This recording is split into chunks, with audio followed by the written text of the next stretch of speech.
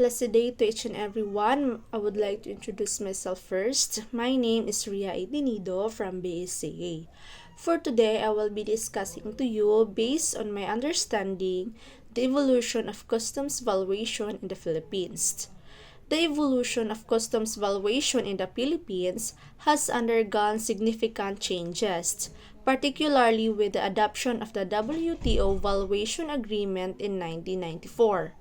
Initially, customs duties were based on various methods, including the cost of production and arbitrary values.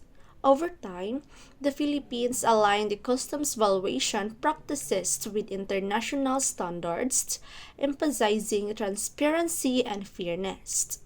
The shift toward the transaction value method marked a significant milestone, allowing for the assessment of the duties based off the actual price and paid for goods, thus promoting trade facilitation and compliance with global norms.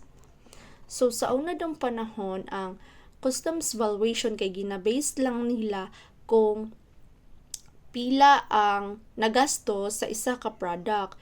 So undergone the evolution in sa Philippines kay naabot gipatupad nila ang transactional value, which is fairness, ang pagiging patas.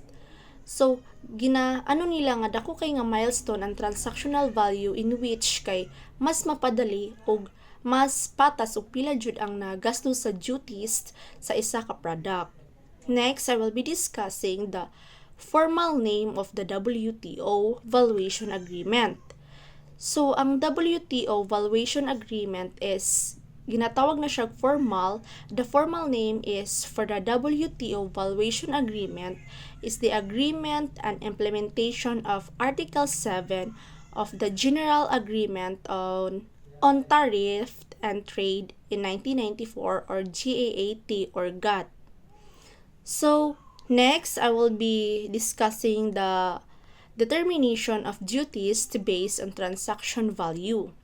So, under the transaction value method, the customs authority determines the amount of duty on imported goods based on the actual price paid or payable the buyer or the seller.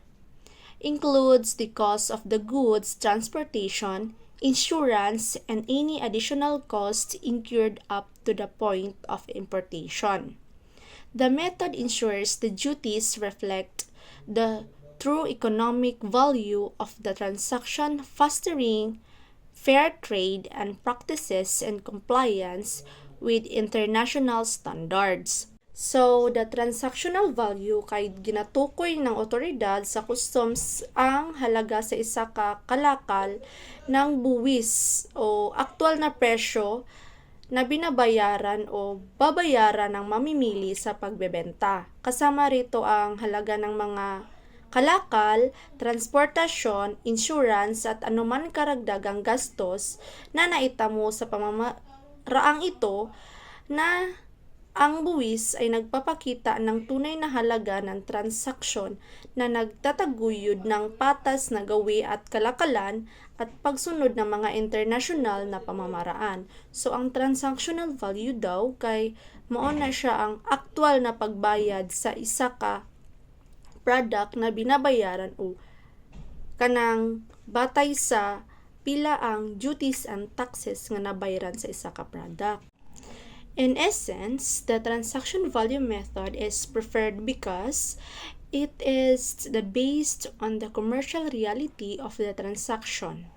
It is promote fairness, transparency, and predictability in international trade by relying on the actual price agreed upon the buyer and the seller, with necessary adjustments to ensure all relevant costs are included in dutiable value.